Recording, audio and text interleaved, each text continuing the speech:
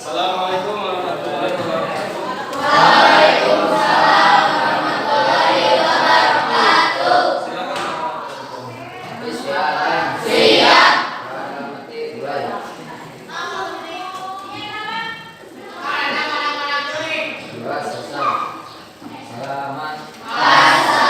Assalamualaikum warahmatullahi wabarakatuh. Waalaikumsalam warahmatullahi wabarakatuh. Baik, sekalian, sebelum memulai pembelajaran, silakan dicek kerapihan seragamnya. Terus lihat di mejanya apakah ada sampah atau tidak. Ada? Tidak? Sudah siap belajar? Siap. Baik, sebelum memulai pembelajaran, kita akan menyanyikan lagu nasional terlebih dahulu yang berjudul Garuda Pancasila. Silakan berdiri.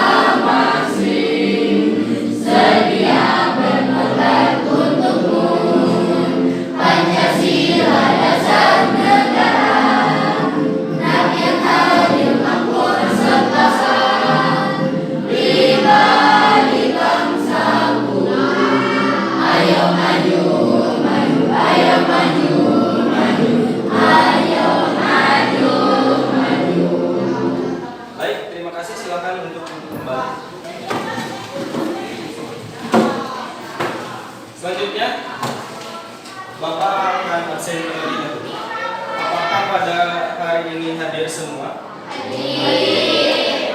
Baik, alhamdulillah. Terima kasih. Mudah-mudahan dengan tadi kita menyanyikan lagu, salah satu lagu nasional, bisa menguatkan bahwa kita ini adalah anak yang hidup di negara Republik Indonesia. Nah, selanjutnya sebelum memulai pembelajaran, kita ada yel-yel dulu biar belajarnya tambah semangat. Nah, nanti ketika Bapak bilang SMP Al-Mukmin, jawabnya yang pertama bisa berprestasi. Siap? Siap. Coba dulu. SMP Al-Mukmin Bisa berprestasi. belum kompak. Coba ada gerakannya sekali lagi. SMP Al-Mukmin Bisa berprestasi. Satu lagi ya. Ketika Bapak bilang SMP Al-Mukmin, dream and inovatif. Dream and inovatif. Siap? Siap. SMP Al-Mukmin, dream and inovatif. Dari awal, yang tadi yang pertama. SMP Al-Mukmin Bisa berprestasi. Yang kedua, SMP Al-Mukmin, dream and inovatif. Baik, kita tepuk tangan untuk kita. Nah, selanjutnya kita supaya lebih melatih, karena sudah semangat, kita latih konsentrasi kita dengan dengan ice breaking. Nah, ice breakingnya yang sederhana saja. Ketika Bapak bilang Subhanallah, maka kalian mesti tepuk tangan 1 kali. Siap? Baik, latihan dulu. Subhanallah, Subhanallah, Subhanallah, Subhanallah, Subhanallah. Nah, ketika Bapak bilang Alhamdulillah, tepuk tangannya 2 kali. Alhamdulillah, Alhamdulillah, Alhamdulillah, Alhamdulillah. Nah, ketika Bapak bilang Allahu Akbar, tidak usah ada yang tepuk tangan. Siap? Siap. Yang salah joget ke depan. Baik, kita latihan dulu 1 kali lagi.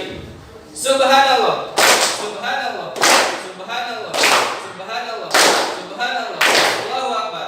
Nah, Allahu Akbar itu tidak usah tepuk tangan. Kalau tepuk tangan nanti berarti belum konsentrasi. Sekali lagi. Siap? Siap. Alhamdulillah, Alhamdulillah, Alhamdulillah, Alhamdulillah, Subhanallah. Itu berarti sudah konsentrasi. Terima kasih. Nah, baik. Untuk pembelajaran pada kesempatan kali ini, Bapak sampaikan dulu. Ada tujuan pembelajaran.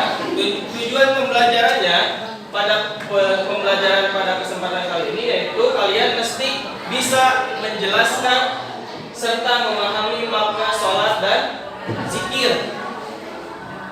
Jadi kalian pada pembelajaran kali ini mesti bisa menjelaskan juga memahami makna dari sholat dan zikir. Siap?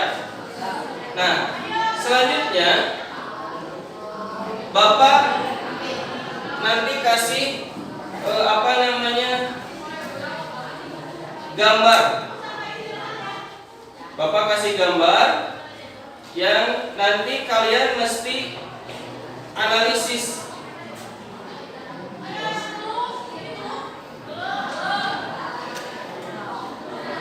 Nah, ada gambar di sana? Ya. Itu gambar yang pertama, ini gambar tentang apa?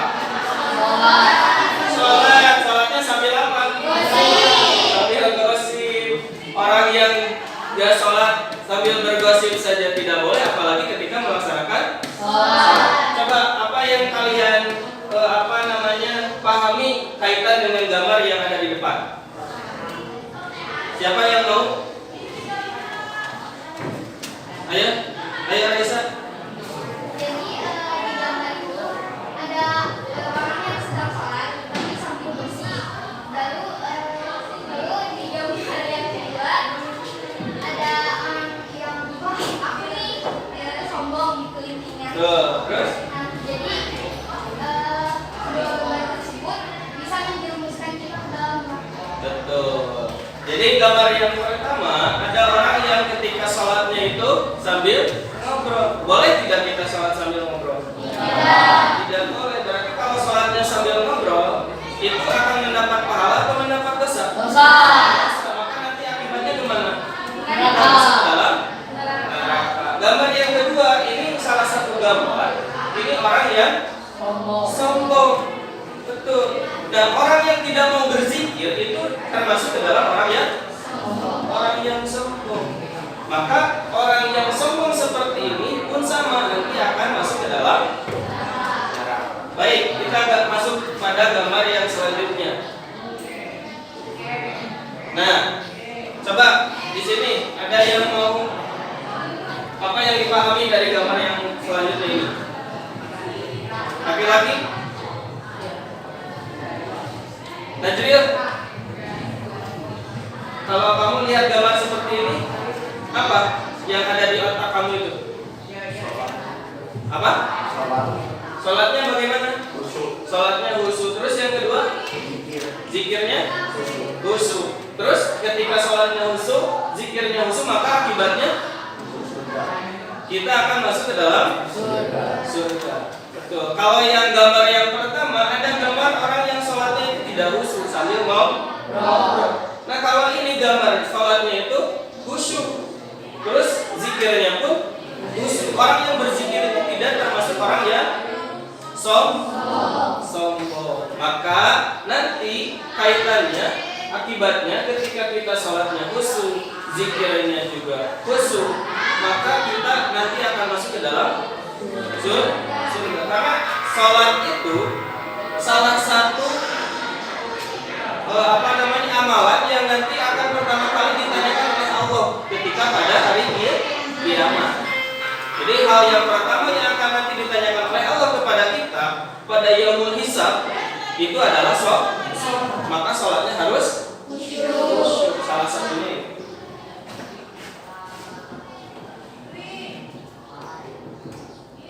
Nah, selanjutnya Bapak akan kasih beberapa masalah. Karena sudah dibentuk beberapa kelompok, 3 kelompok, ada kelompok 1, kelompok 2 dan kelompok 3. Nanti Bapak kasih masalahnya berbeda-beda. Untuk kelompok 1, nah, masalah yang mesti didiskusikan karena materi pada kesempatan kali ini kaitan dengan makna sholat dan zikir. Nah, coba kalian tuliskan apa yang kalian pahami kaitan dengan apa makna sholat dan zikir untuk kelompok yang pertama. Tugasnya itu diskusikan dengan teman.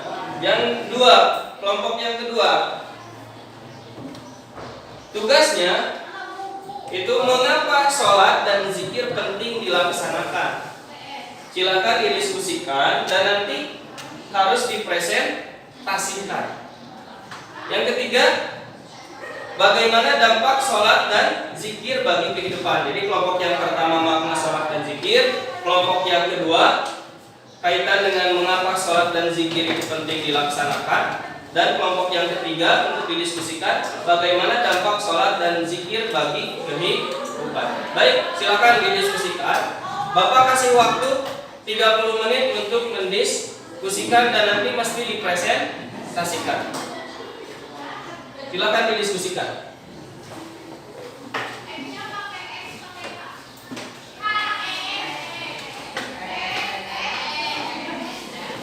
Sudah selesai? Sudah selesai? Sudah? Baik. Untuk kelompok yang pertama, siapa yang mau mempresentasikan? Silakan maju ke depan. Kaitan dengan makna sholat dan zikir.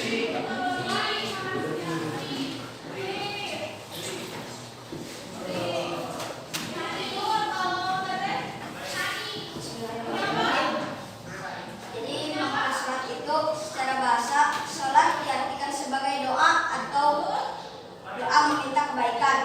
Menurut istilah, sholat dipahami sebagai semua perkataan dan perbuatan yang dimulai dengan takbiratul ihram dan diakhiri dengan salam. Kalian pasti tahu mengapa sholat sangat penting dalam kehidupan sehari-hari. Sholat selain sebagai tiang agama, sholat juga berfungsi untuk memberi makna terhadap kehidupan di luar sholat. Dan ada juga dalil perintah sholat. Bunyinya "Usma uhiya ilaika minal kitabi wa aqimis sholat inna sholata tanha anil fahsya'i wal munkar wa ladhikrullahi akbar wallahu ya'lamu ma tasna'una." Suratul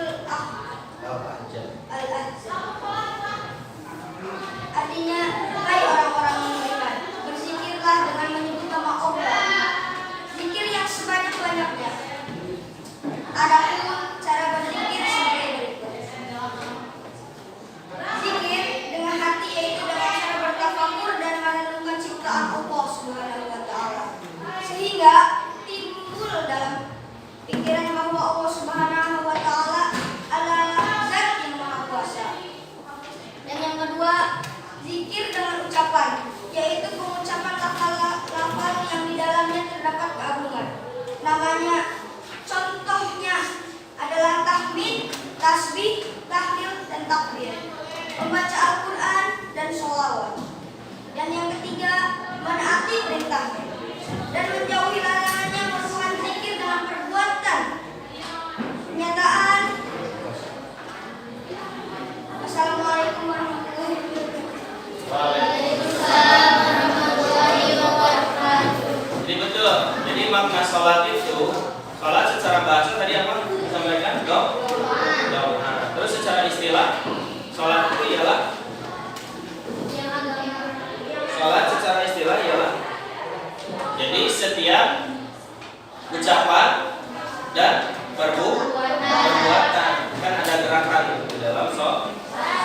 Dari mulai takbiratul ihram dan sampai salam itu disebut dengan sholat. Nah, terus zikir tadi apa? Zikir itu ingat. Jadi kita sebagai seorang muslim mesti senantiasa mengingat kepada Allah supaya hati kita lebih tenang. Ketika galau maka ingat kepada Allah, bukan ingat mantan, tapi harus ingat Allah. Ingat mantan nanti lebih galau, bukan lebih tenang hatinya. Nah, cara berzikir tadi itu ada 3. Ada zikir dengan hati. Zikir dengan hati ini bertafakkur, merenung. Tapi bukan merenung di WC. Ya, merenung. Melihat langit, melihat hamparan bumi, melihat nyamuk yang ada di sekitar, melihat pohon-pohon, tumbuh-tumbuhan. Nah, itu merupakan salah satu zikir karena tidak ada satu orang manusia pun yang dapat menciptakan semua itu. Nah, ada juga zikir yang terakhir, zikir dengan perbuatan. Bagaimana zikir dengan perbuatan? Yaitu dengan cara mentaati segala perintahnya dan menjauhi segala larangannya. Itu termasuk ke dalam zikir. Kita senantiasa ingat kepada Allah. Bagus. Sekarang kelompok yang kedua, silakan ke depan maju.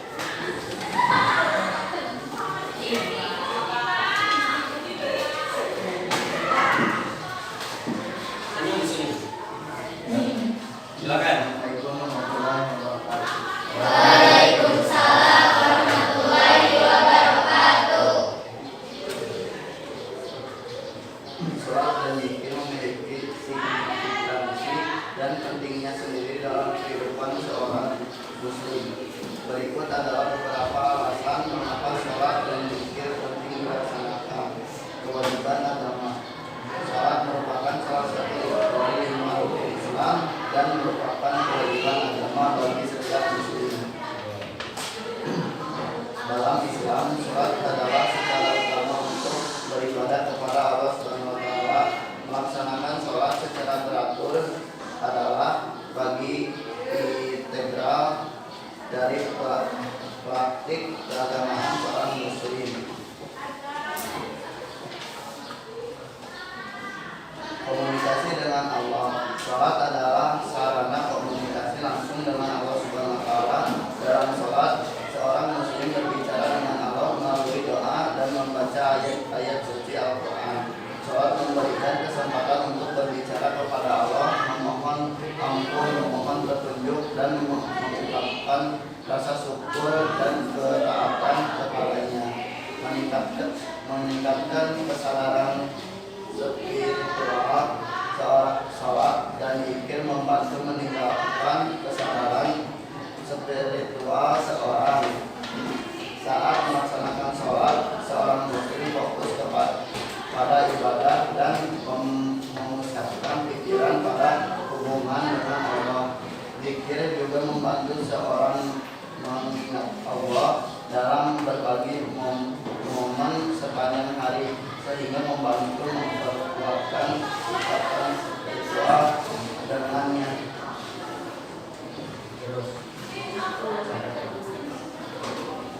Pengendalian diri. Sholat dan zikir melibatkan pengendalian diri dan disiplin. Dalam sholat, seorang muslim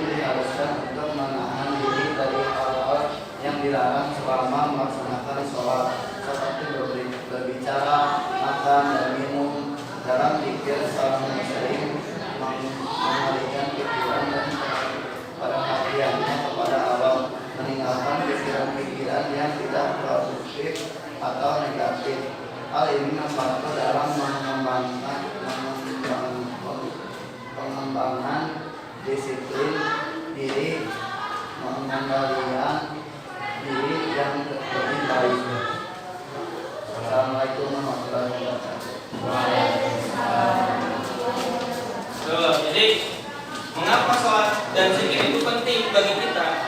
Alasan yang pertama tadi sudah disampaikan bahwa sholat dan zikir ini merupakan kewajiban sebagai seorang muslim. Jadi mesti dilaksanakan. Yang kedua, sholat dan zikir ini merupakan sarana komunikasi kita sebagai seorang hamba dengan Sang Khalik yang menciptakan kita.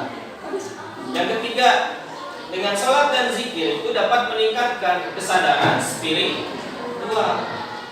Oh iya, yang menciptakan kita itu ialah Allah. Terus yang keempat, orang yang senantiasa melaksanakan sholat dan zikir itu maka akan bisa mengendalikan diri. Jadi akan ada muncul cerdas emosi. Cerdas emosional. Kan mesti seorang muslim itu memiliki kecerdasan emosional. Yang kelima itu ketika orang yang melaksanakan sholat dan zikir, mengapa disebut penting?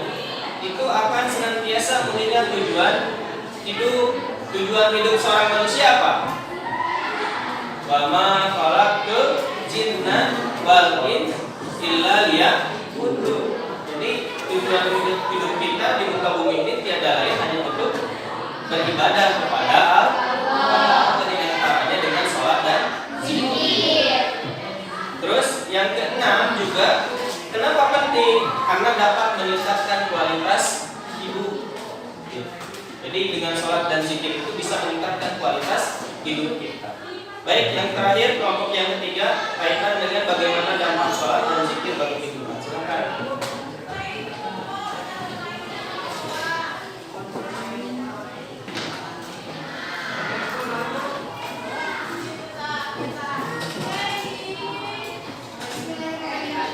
Saya dari kelompok 3 ingin mempresentasikan bagaimana dampak sholat dan zikir bagi kehidupan. Sholat dan zikir memiliki dampak yang signifikan pada kehidupan seseorang, baik individu maupun kelompok. Saya ada beberapa dampak dari sholat dan zikir bagi kehidupan. Yang pertama adalah kedekatan dengan Allah. Melalui sholat dan zikir, kita dapat mendekatkan diri kepada Allah. Yang kedua adalah pembentukan karakter. Sholat dan zikir membantu karakter dan kepribadian seseorang. Yang ketiga, spiritual yang meningkat. Sholat dan zikir adalah bentuk-bentuk ibadah yang mendalam dalam bermakna secara spiritual. Dengan melibatkan diri dalam ibadah ini, seseorang melaksanakan kedamaian, kepuasan spiritual, dan rasa pengabdian yang mendalam kepada Allah. Yang selanjutnya, ketenangan pikiran dan stres. Sholat dan zikir memiliki efek menenangkan pada pikiran dan membantu mengurangi stres. Saat seseorang fokus pada ibadah dan mengalihkan perhatian dan kekhawatiran dunia, pikiran menjadi lebih tenang dan terasa lebih ringan. Selanjutnya, ada perbaikan moral dan etika. Melalui sholat dan zikir, seseorang didorong untuk menghayati nilai-nilai moral dan etika yang diajarkan dalam Islam. Ibadah ini mempengaruhi perilaku sehari-hari seseorang, mendorongnya untuk berperilaku dengan baik, menghindari dosa, dan bertindak dengan integritas. Selanjutnya, ada kehidupan yang seimbang. Sholat dan zikir membantu menciptakan keseimbangan antara kehidupan duniawi dan spiritual. Yang terakhir, ada hubungan sosial yang baik. Sholat dan zikir juga mempengaruhi hubungan sosial seseorang. Dalam sholat berjamaah, muslim berinteraksi dengan sesama muslim, memperkuat persaudaraan dan rasa solidaritas dalam komunitas. Sekian dari kelompok 3. Wassalamualaikum warahmatullahi wabarakatuh. Nah, itu apa yang tadi sudah disampaikan kaitan dengan dampak sholat dan zikir bagi kehidupan. Yang pertama, dampak sholat dan zikir itu akan lebih mendekatkan kita seorang hamba dengan Allah. Yang kedua, pembentukan karakter. Jadi kalau kita ingin menjadi seseorang yang lebih baik, maka kita harus melaksanakan sholat dan zikir. Akan mengubah karakter kita, dampaknya seperti itu. Yang ketiga itu meningkatkan spiritualitas yang tadi sudah dijelaskan. Yang keempat, yang tadi juga akan dapat menenangkan pikiran kita yang sedang galau. Yang kelima, perbaikan moral dan etika. Yang keenam, hidup menjadi lebih seimbang antara kehidupan dunia dan kehidupan akhirat. Yang ketujuh, kaitan dengan hubungan sosial yang baik, baik dengan sesama manusia atau bahkan dengan Allah.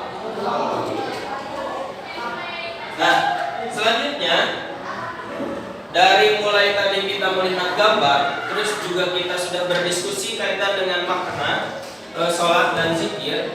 Ada pertanyaan tidak? Dari gambar yang tadi sudah disampaikan, ada pertanyaan?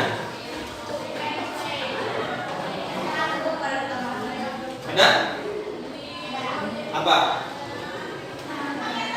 Bagaimana cara kita supaya sholat yang kita lakukan bisa khusyuk? Yang pertama pertanyaannya bagaimana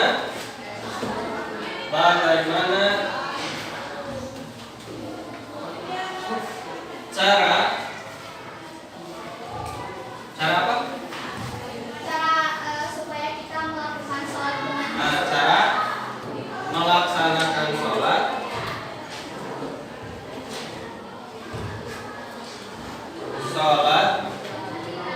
dan zikir dengan khusyuk. Ada lagi? Apa?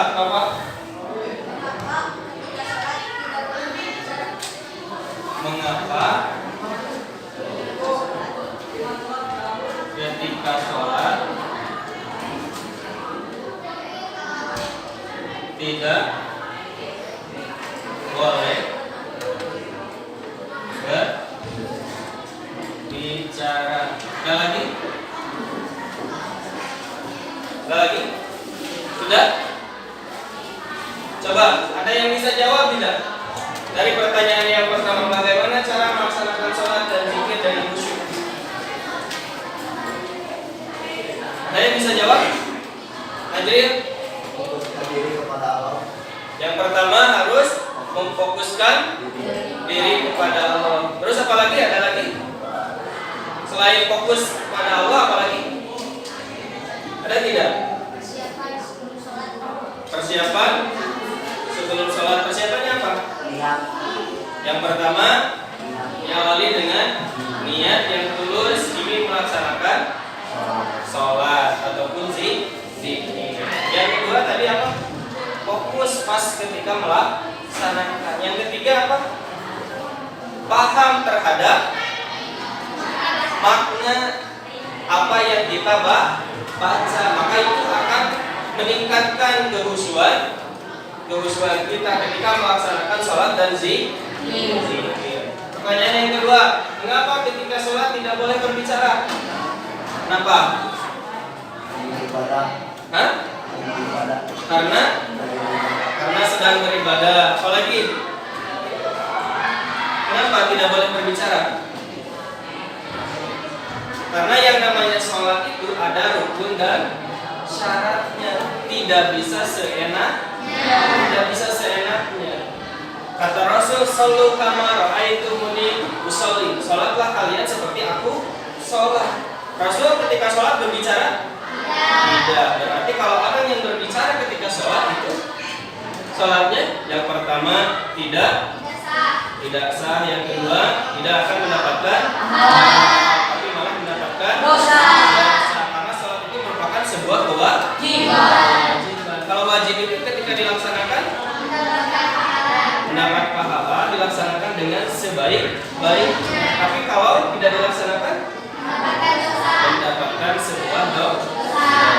Baik, untuk pembelajaran kali ini cukup. Yang terakhir, sebelum kita tutup pembelajaran pada kesempatan kali ini, ada yang mau menyimpulkan apa hal-hal yang sudah kita pelajari pada kesempatan kali ini kaitan dengan makna sholat dan zikir? Raisa, coba disimpulkan. Jadi dalam kesimpulannya, sholat dan zikir memiliki dampak yang luas dan positif dalam kehidupan seseorang, termasuk meningkatkan kedekatan dengan Allah, membentuk karakter, meningkatkan spiritual, mengurangi stres, memperbaiki moral dan etika, menciptakan keseimbangan, dan memperkuat hubungan sosial. Terima kasih. Ada lagi tambahannya? Ada yang menambahkan? Kesimpulan kaitan dengan makna sholat dan zikir. Kenapa? Ibadah ini menjadi landasan yang kuat bagi kehidupan muslim.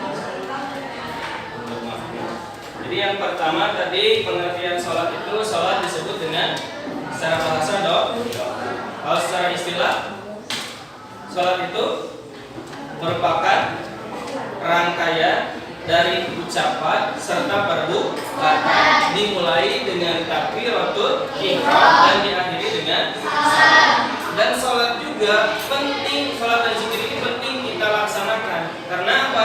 Karena tadi sholat dan zikir itu diantaranya bisa meningkatkan kualitas hidup kita menjadi seseorang yang lebih baik, bisa menenangkan pikiran kita. Itu merupakan juga dampak dari pelaksanaan sholat dan zikir.